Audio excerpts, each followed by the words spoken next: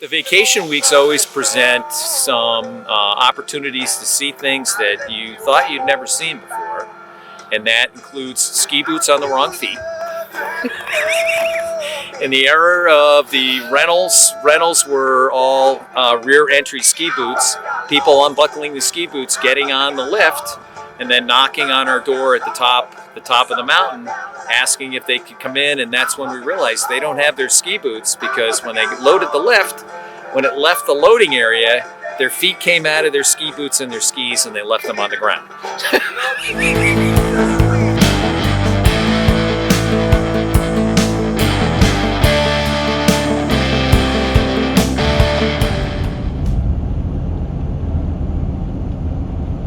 That's not fancy special effects, that's nature at work.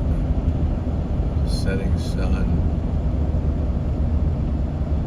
clouds from Maine where they manufacture clouds. So I'm back at an REI because I just wanted one gizmo for my hydration system, because I've had 2 disasters so far this year. The trick to staying warm is staying dry, and I had a water leak in my garments, so I got wet. It's 11 minutes to closing. The kid tells me I got plenty of time. No, I don't. There's too many choices and I'm too cheap. So we're going to pass by Bartlett. I think it's the town of Bartlett. And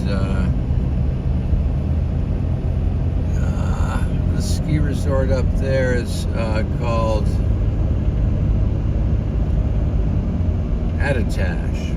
I skied Attitash a long time ago, and I have some footage of it somewhere from the 80s when the technology was different, when we did this kind of stuff on film.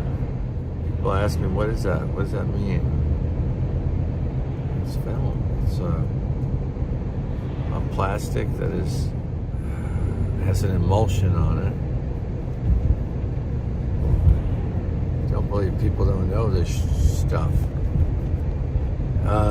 And then the film was exposed to light, and there was a photochemical process that took place.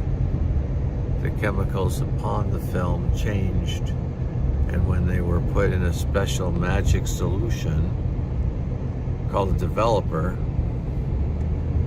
they turned into a negative of the image that you end up seeing, unless it was a reversal film, like a slide film or some movie film, in which case what you processed looked normal, like what it's supposed to look like.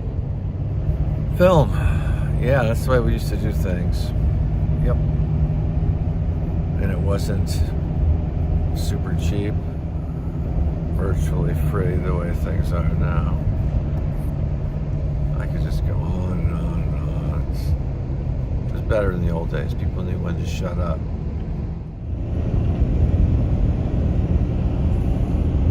We're on New Hampshire 302.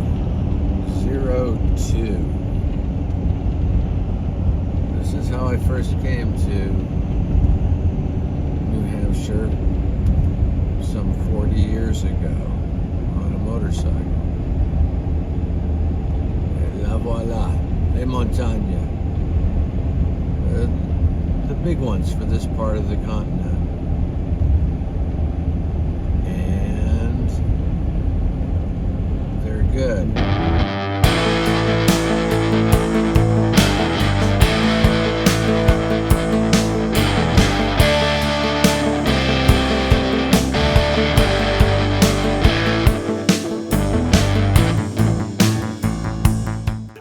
I love skiing. I merely like working with cameras.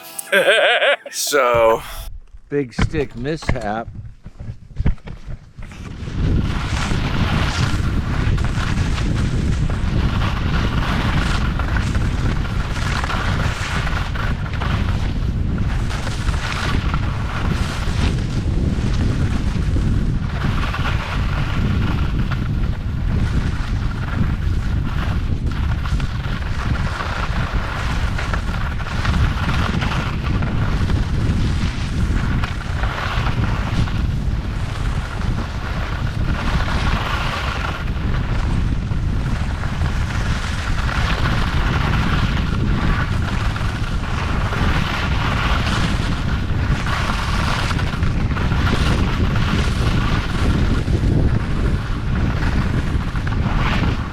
started skiing at 8 years old.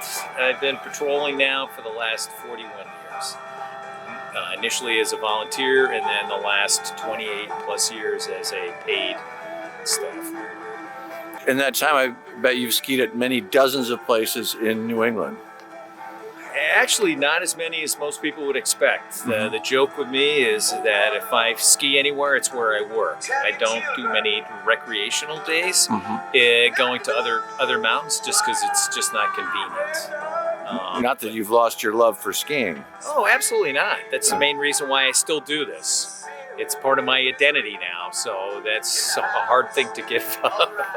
My mother was the one who introduced us to skiing. She didn't learn until she was 30 years old, and she quickly fell in love with it and decided to bring my siblings and I to the hill, which forced my father to become a skier.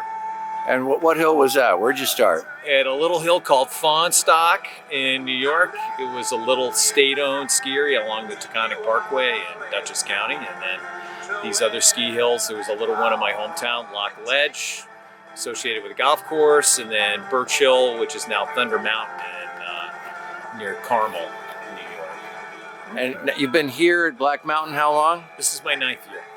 The experience here is it's all just the skiing. There's no amenities, so we're not trying to put out a food product, a lodge experience that you get at the Attitaches, the Brettonwoods. Here it's just about the skiing, and because of that price point, without having all the amenities, we're able to have something that's accessible to a family, a middle-class family, instead of everyone having to come from higher income households. It's just a refreshing place. Having worked at corporate-run ski areas, this is where I wanted to finish my career. And having worked at Attitash and worked at Cranmore and skied the other ski areas in the valley, Wildcat, this is the safest and best place for people to enter into the uphill scene.